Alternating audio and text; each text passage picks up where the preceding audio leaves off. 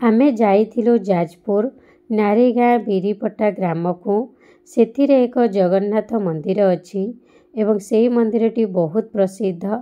सेही मंदिर रे जगन्नाथ बलभद्र सुभद्रा तीनी ठाकुर पूजा पाउछंती। मंदिरटी बहुत आकर्षणीय होईची। तार कारुकार्य मते आपनको बहुत भल लागिवो। एहा हेउची ता गेट भीतर आमे प्रवेश कलु।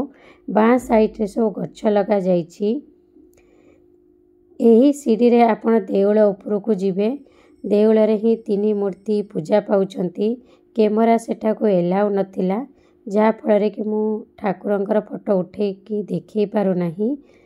कांथरे आपण देखंतु बहुत सुंदर भाबरे जगन्नाथंकर सब मूर्ति करा जाईची।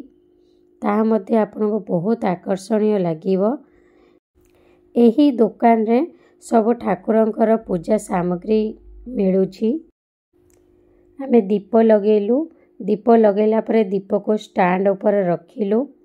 एहा हेउची यज्ञ कुंड। यज्ञ कुंडटी मध्ये बहुत आकर्षणीय होईची। मते तो बहुत ही भल लागिला।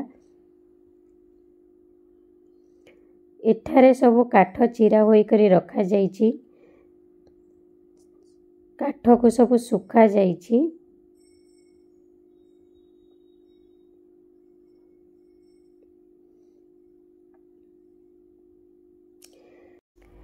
गार्डन टी मते बहुत भल लागिला।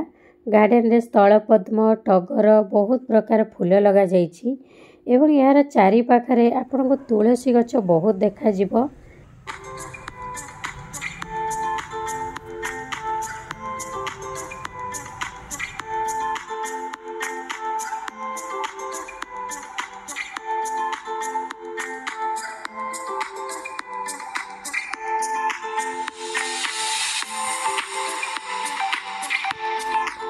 मु एठारे फोटो उठाउथिली।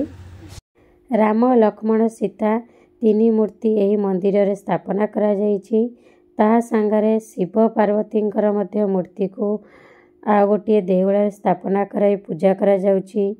ता संगरे मध्य लक्ष्मींकर मध्य मूर्ति रखा होईची एवं गणेशंकर मूर्ति मध्य अछि।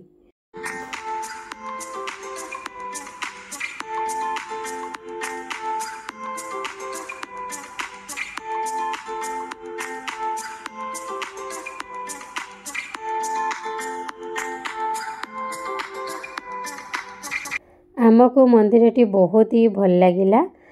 आपण माने थरे एठी बुलिबा को आसंतु। आपण मध्य दर्शन करंतु जगन्नाथ बलभद्र सुभद्रांकर। मंदिरटी बहुत बढ़िया लागुची।